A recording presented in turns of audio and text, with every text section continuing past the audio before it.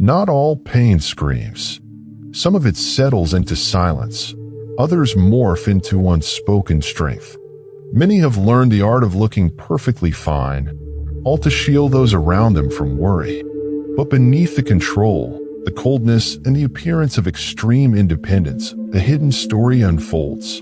When pain isn't understood, it hides, quietly transforming into behaviors that are often misunderstood.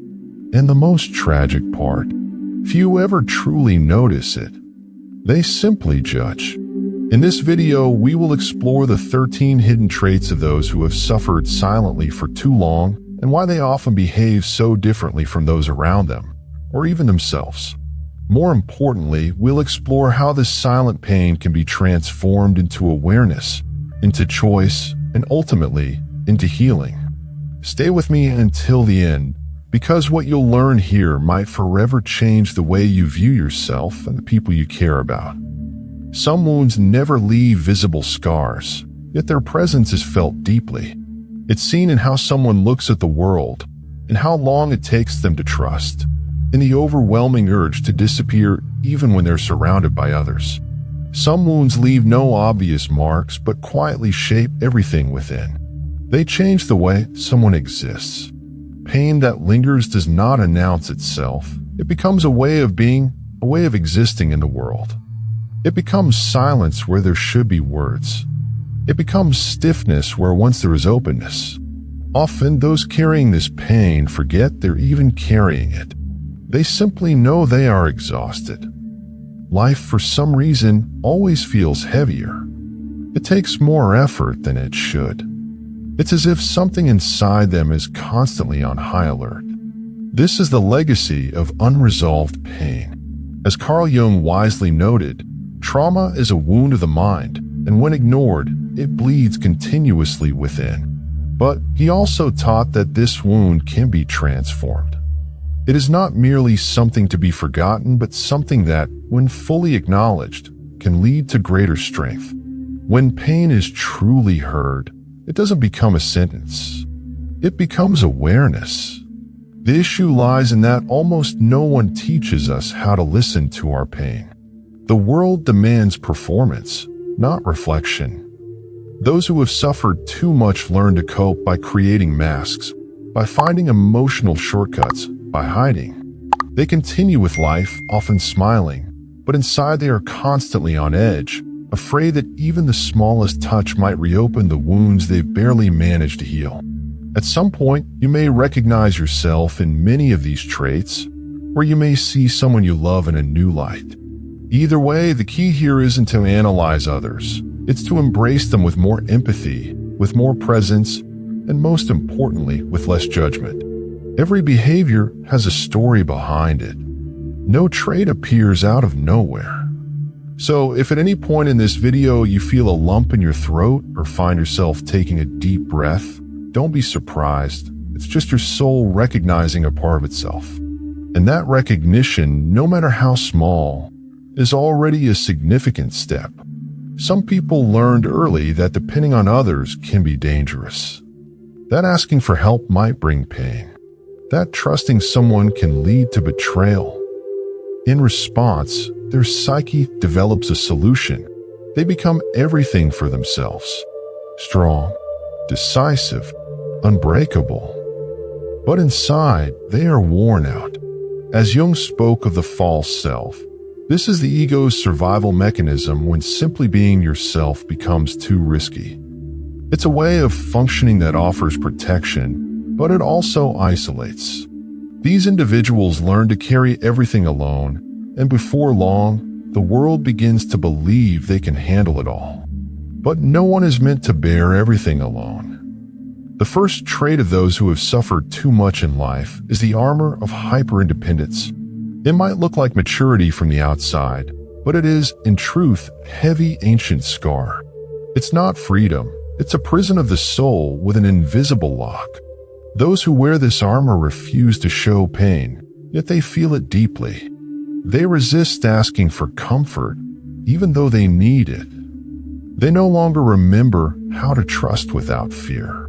This rigidity extends into all their relationships, friendships, work, love, everything becomes a performance. Everything becomes self-control. But there is a cost. The chest tightens. Touch becomes a threat. Rest is seen as weakness. Even in a crowd, they feel a profound loneliness. Hyperindependence isn't freedom. It's a prison they've built to protect themselves from further hurt. But deep down, it is still another form of silent pain. The second trait often seen in those who have suffered deeply is excessive empathy. At first, this may appear to be a virtue, and in many cases it is. However, when empathy becomes a survival mechanism, it evolves from a natural quality into a coping strategy. Some people, even as children, develop an acute sensitivity to the emotional climate around them. They can sense when something is off, when conflict is brewing, even before it fully unfolds. They feel for others before they understand their own feelings. This heightened empathy doesn't come from a place of lightness or ease. It arises from the necessity of survival. It's the result of constantly sensing danger, of trying to prevent emotional outbursts from an unstable parent or anticipating neglect. This ability to tune into others' needs becomes a shield, one that helps them navigate a world full of unpredictability. But when empathy is driven by fear, it takes on a new form. It becomes an overactive sense of responsibility for others' emotions, often at the cost of one's own well-being. The fear of rejection or abandonment can drive a person to overextend, to neglect their own needs in order to protect others. They might not even realize that they are giving too much too often without receiving in return.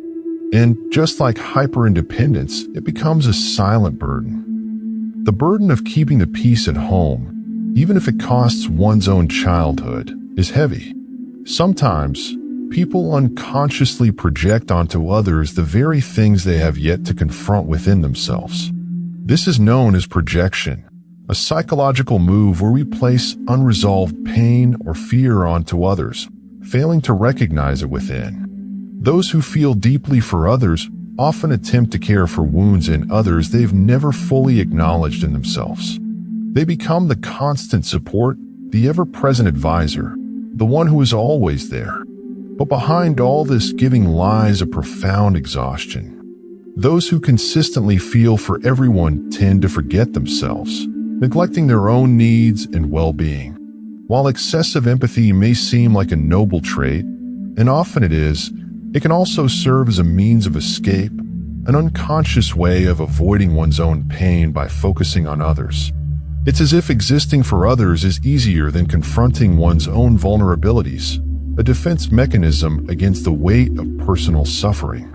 This kind of empathy, when pushed to its limits, can create imbalanced relationships, ones where one gives and the other takes, where listening to others becomes an excuse never to hear one's own soul. Over time, this sensitivity becomes a burden, an emotional overload. Those who carry this trait often feel invisible when not actively serving others. And that is the clearest indication that empathy, once rooted in love, has become a defense mechanism. At the core of this trait lies a need for protection, a survival instinct developed in the face of past emotional instability. But now in the present, that heightened awareness is no longer necessary.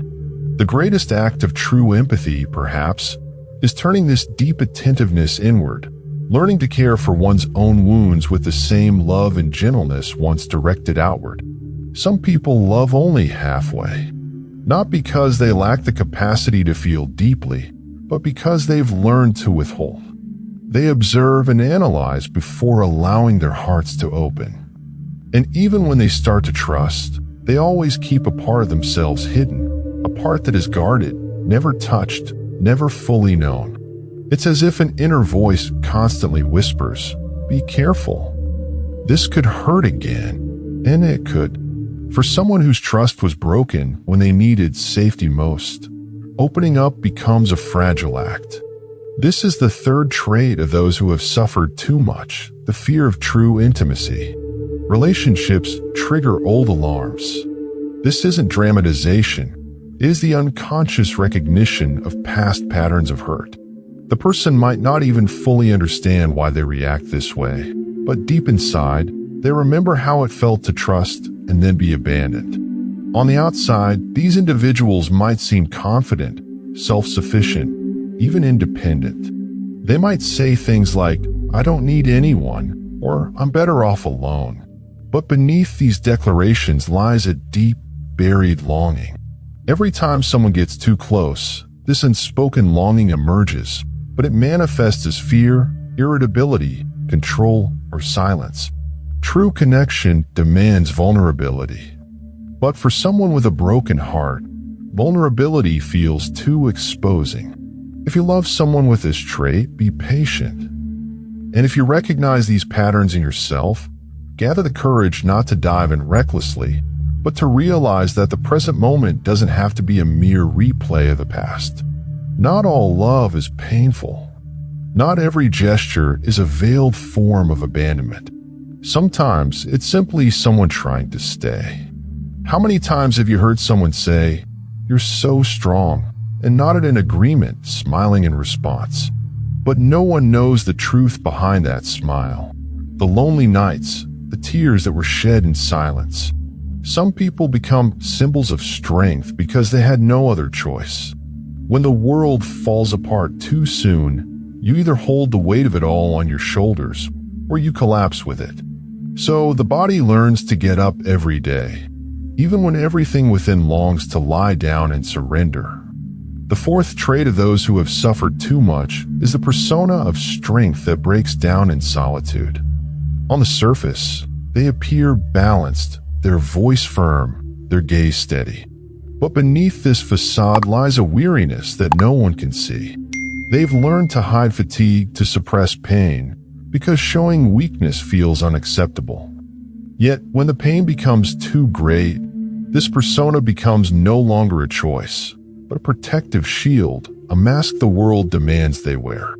Jung called this the social mask, the role we adopt to function in society. But when pain becomes overwhelming, this mask shifts from something we choose to something that defines us.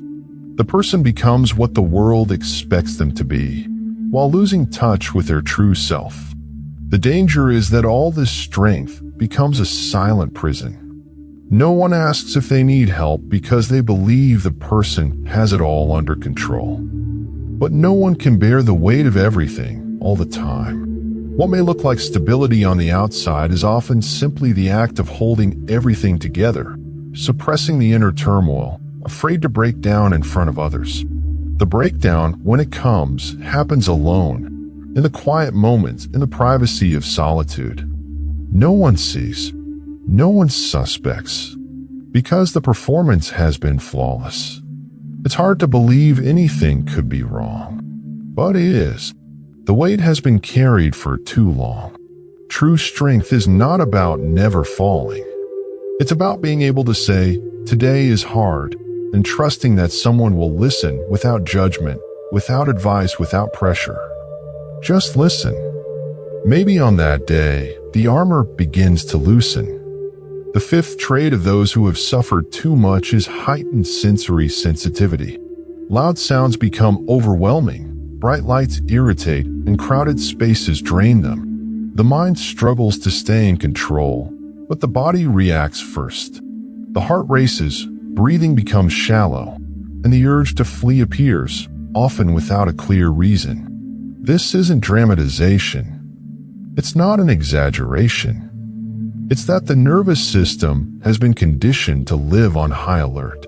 Behind this hypersensitivity, there's a history, a childhood where danger arrived unexpectedly, a trauma that transformed the world into a constant threat. The body has learned not to relax. Emotional pain that goes unaddressed doesn't just disappear. It lives within the body. As the wise teachings tell us, what remains unaddressed in the soul often finds its way into the physical realm. The body speaks the language that the mind hasn't yet understood. This heightened sensitivity makes a person acutely aware of what others may miss. A background noise that feels threatening, a scent unnoticed by others, a glance that lingers just a moment too long and feels like judgment. It's as though the person is constantly on high alert, even when there is no immediate danger. It's exhausting and often bewildering, because those around them might not understand why a particular place felt uncomfortable, why a conversation drained them, or why a simple gathering felt overwhelming. For those who experience this sensitivity, everything becomes stimulus. Every sensation hits with full force. This sensitivity can be a gift when understood and balanced, as many with this trait are deeply intuitive and perceptive. But when rooted in unresolved trauma, it becomes a burden. The body becomes a silent battleground, reacting to old wounds the conscious mind has forgotten but the soul still remembers. Healing begins when we acknowledge how deep emotional pain can affect the body. We must recognize that discomfort is not a weakness but a memory, the body calling attention to something that still needs to be heard. The sixth trait of those who have suffered too much is the obsessive need for control. This isn't about being bossy, rigid, or controlling in the conventional sense. It's a response to a life where chaos was once overwhelming. At some point, they learned that if they didn't control everything, everything would fall apart. Control becomes a way to breathe, a way to make sure nothing slips out of their hands. Planning every step, anticipating every outcome, checking everything repeatedly. It's not about power, it's about fear. Fear of being caught off guard again. Fear of reliving a past where chaos took over. On the surface, this behavior might seem like efficiency, responsibility, or organization. But underneath it lies constant tension. Even when everything seems fine, the mind never stops, constantly asking, what if something goes wrong? What if I forget something? As Jung observed, the ego tries to control exactly what the unconscious doesn't want to face. In this case, control becomes a barricade against life's unpredictability, a defense against the feeling of helplessness that once took over and hasn't fully loosened its grip. People caught in this cycle of control often struggle to relax. They resist delegating tasks, they fight against surprises, and they view the unexpected as emotional threats. To them, surprises aren't just inconvenient, they're destabilizing. They may not even realize how trapped they are in this need for control. They just feel exhausted, overloaded, always fixing everything, even when no one has asked them to. And this comes at a great cost. Relationships can become strained. Even small decisions feel monumental, and the present moment is never fully experienced because the mind is always focused on what's ahead. At the core of this obsession with control is not strength, but a deep-rooted fear, a fear of being powerless, a fear that the uncontrollable will overwhelm them once again. But life, in its vastness and mystery, cannot be controlled. It can only be lived. And living requires trust. Not blind trust, but an openness that maybe, just maybe, not everything needs to be controlled in order for things to work out. Healing doesn't come by relinquishing control all at once. It comes gradually, through the realization that it is possible to exist without fearing the collapse of everything. Letting go of control is like turning off the lights in a room where you once slept with everything on, afraid of the dark. At first, it's unsettling. But with time, it might become rest. True rest doesn't always come with noise or company. Sometimes true peace arrives when everything quiets down, when the demands of the world cease and the pressure to perform vanishes. That's the seventh trait of those who have suffered too much. Silence is a refuge. This isn't isolation out of disdain.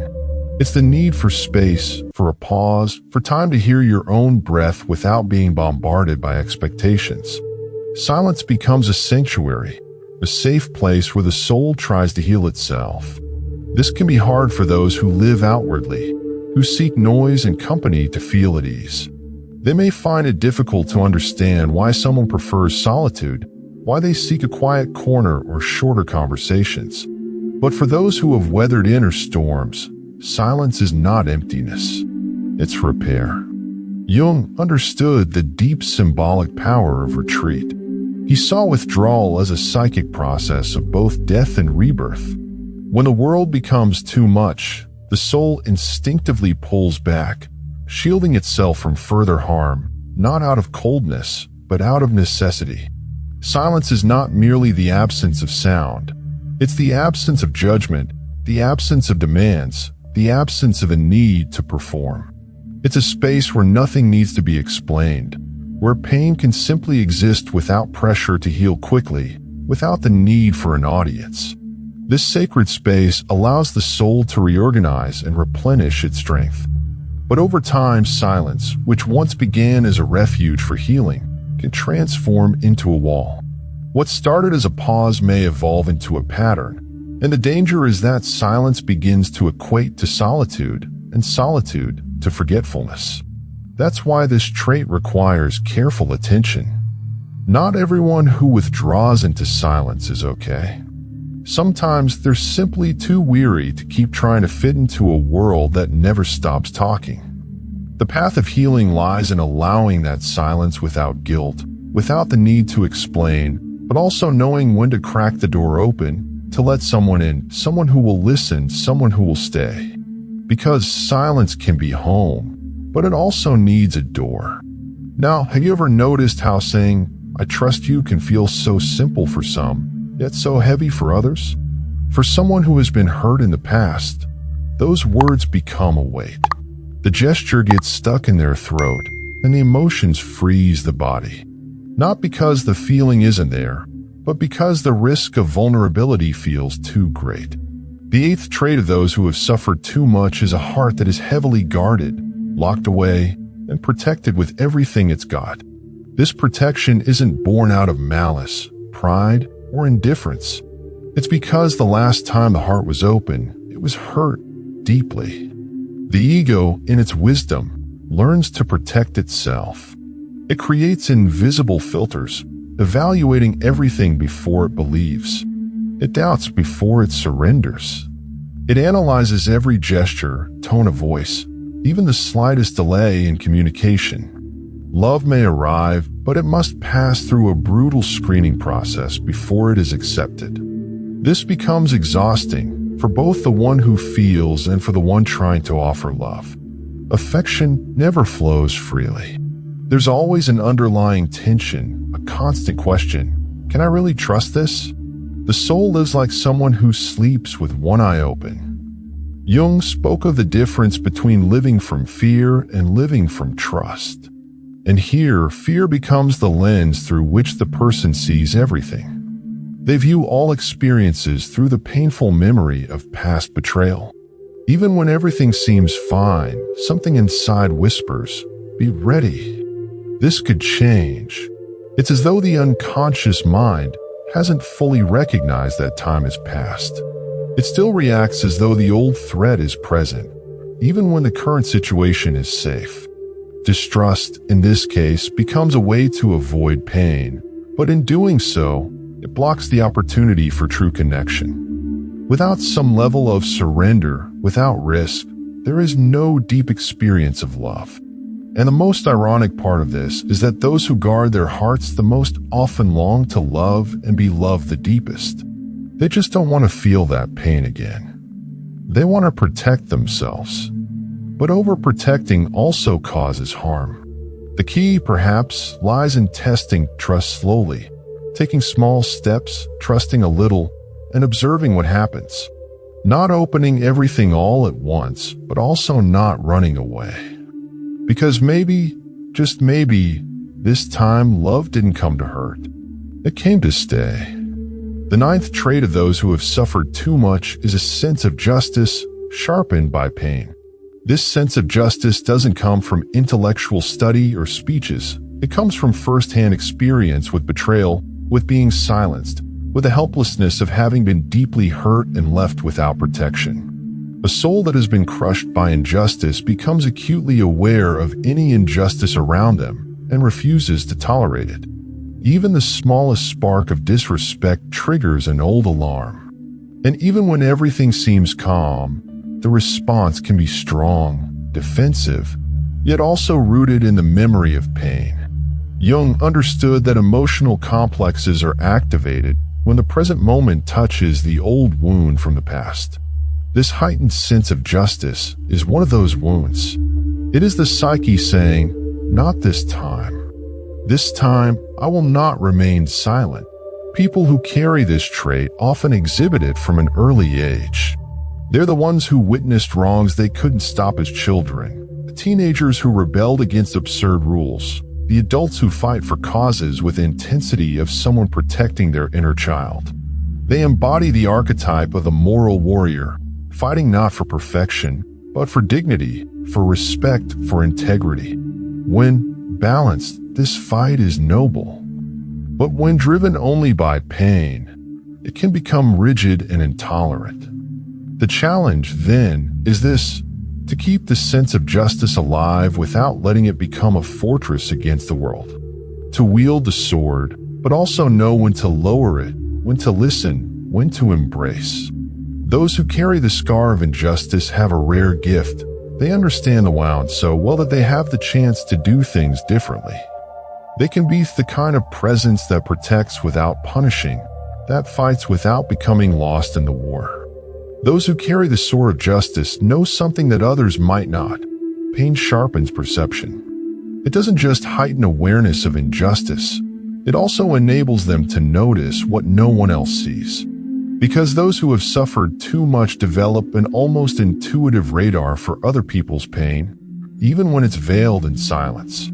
There are glances that cut deeper, not because of what they say, but because of what they silently perceive. People who know when someone's not okay, even when they smile. They feel what hasn't been said. They understand what no one ever shared and hold space without asking too many questions. This is the 10th trait of those who've suffered too much, the ability to see the invisible in others. It's as if pain has tuned their senses. The soul becomes more alert, more empathetic, more attuned to where sadness hides, even when it's masked. And this isn't magic, it's memory. Memory of having lived through what can now only be detected in the smallest signs. This kind of perception isn't learned, it's awakened often after a fall. Those who've cried quietly know how to listen to silence. Those who have felt alone in a crowd can sense when someone else is in that same place. It's almost instinctive. Jung said that as we integrate our own pain, we become more able to recognize collective pain.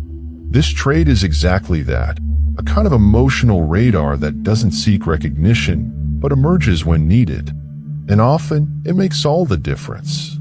This sensitivity may appear gentle, but it carries weight because seeing what others can't see also comes with responsibility. Those who feel too much for others often forget about themselves. They absorb others' pain, care for them, get involved, and disappear into the background. The key here is balance. To see others without losing yourself. To be present without dissolving. To feel with someone but not carry everything alone. This ability to perceive the invisible is a gift, but it is also a reminder. Pain, when processed with awareness, becomes a tool, an energy, a presence that doesn't invade but supports. Even when the world keeps rushing, those who possess this trait know that truth often resides in the details, in how someone sits, in the pause between words, in the "I'm fine" that doesn't quite convince. Only someone who's felt real pain can truly understand what that means. But seeing others so clearly comes at a cost. While you're reading people's eyes, gestures, and tones, something inside whispers, what if, in the end, you're just a burden? Have you ever caught yourself apologizing for something small or for nothing at all? Have you ever felt that just by existing, taking up space, you're already too much? The 11th trait of those who've suffered too much is a deep, persistent fear of being a burden. It's a quiet feeling but constant, a kind of silent shame for existing with all your needs, hurts, and desires. Those who carry this fear almost never talk about it. But it shows in every attempt to shrink, to fit in every "I'm okay" said just to not worry anyone, in every tear swallowed so no one thinks they're weak. This trait often begins early, when emotional pain was ignored or dismissed as a problem for others. Children who were told to stop crying, who were told not to be dramatic, or who were simply treated like they didn't matter, grow up believing that feeling is a burden and that they themselves are an inconvenience. The adult that emerges is kind, helpful, responsible, but constantly afraid of being too much. They feel guilty for asking for help. They feel bad for taking up space during moments of weakness. They live as if they have to justify their existence, constantly minimizing their own needs.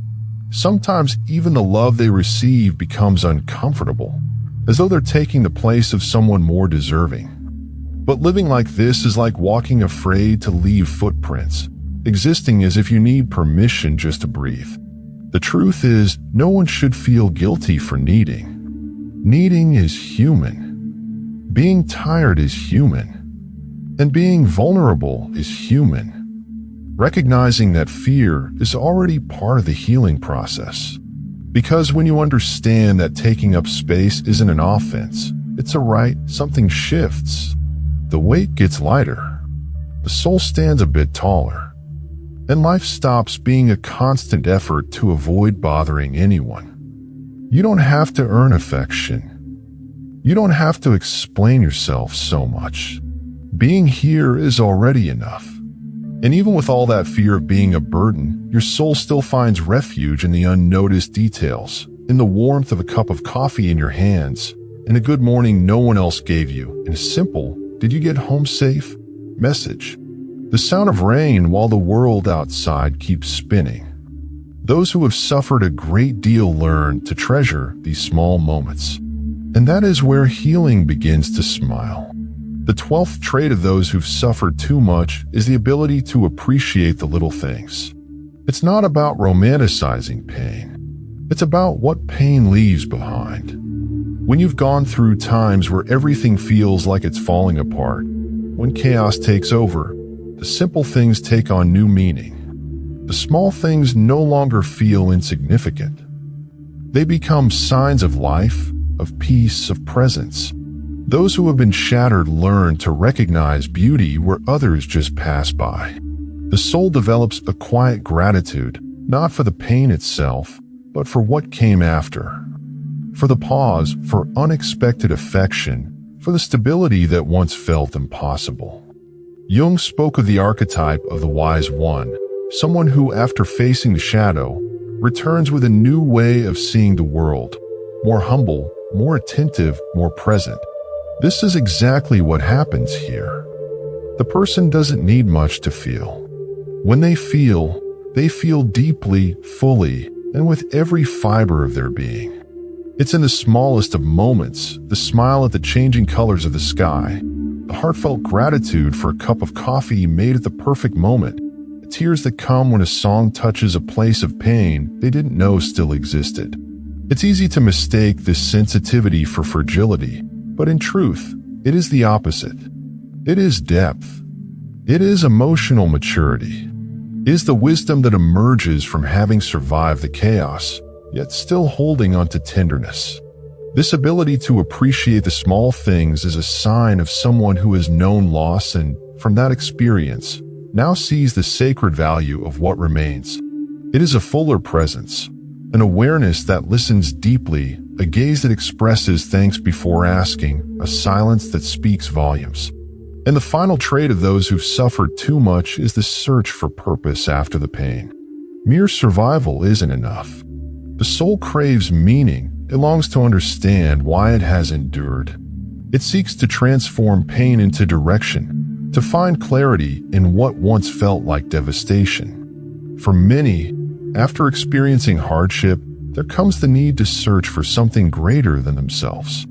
A reason to keep moving forward, a way to ensure that the suffering wasn't in vain. And often, this reason is not grandiose, but profoundly true. It may be helping others who walk the same difficult path. It may be creating, writing, healing, or simply being there for someone the way no one was there for them. But there must be a why. Pain, when understood, seeks to become purpose. Jung referred to this as the beginning of individuation, the process where a person no longer remains imprisoned by their own narrative, but begins to turn it into awareness, into a path, and into offering. This trait unfolds when a person shows up in the world less concerned with their outward appearance and more connected to their inner truth. They realize that life is fleeting and living authentically comes with a cost, so they choose to make it count. They begin to give meaning to the suffering they once could not understand. The pain may still be there, still echoing as a memory, as a scar, but it no longer dominates. Instead, it points. It leads. Those who embody this trait often look back and realize that even when they were broken, they kept going. Even when they were wounded, they still cared. Even without knowing how, they turned their suffering into presence and presence into purpose. This isn't about becoming a role model or appearing strong. It's about, little by little, evolving from merely surviving to living with intention. This pursuit of purpose isn't an escape from pain, but rather a sign of growth. It's the birth of something new in the soul, a voice that says, I went through it, but that's not all I am. And from that place, life begins to unfold in an entirely new way. You are not your pain, and you need not hide it any longer. There is a strange strength in how we survive, a raw wisdom forged in the depths of the soul, unseen and uncelebrated. Every trait we've discussed is a reflection of that, of how you kept going when every part of you wanted to stop, of how you stayed on your feet, no matter the weight. Some of these traits became shields, others compasses. Some are burdens, others gifts. But all were born from the same impulse to protect something precious within you. As we navigate life's trials, we come to see that every hardship is part of the divine process of refining our essence. Carl Jung once said, "The tree that reaches to heaven must have roots that reach down to hell." And that's the truth. Everything you've become is intricately tied to what you've endured. You are not wrong for bearing these marks. You are alive, and the fact that you are alive after all you've been through is a strength that often goes unseen by the world, but pulses deeply within you, deserving recognition. This is not about claiming that everything is healed, or that everything will fall into place from here. But perhaps, for the first time, you can look at those parts of yourself you've learned to despise with kindness, because they were only trying to protect you. You don't need to hide anymore or stay constantly on guard. The pain that shaped you doesn't have to lead the way anymore. It can now walk beside you in silent understanding.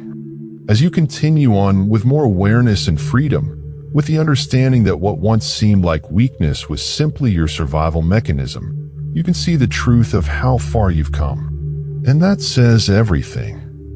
If this video resonated with you in any way, if you saw yourself in these traits, or thought of someone you love who carries them, subscribe to the channel here. We'll continue exploring the depths of the psyche, pain, and healing, always with respect, simplicity, and truth. And if you made it to the very end, drop this simple but profound phrase in the comments. My pain taught me too. This way, I'll know you stayed with me until the end, and perhaps someone else will read those words and feel a little less alone. See you in the next video. Take care. You deserve it.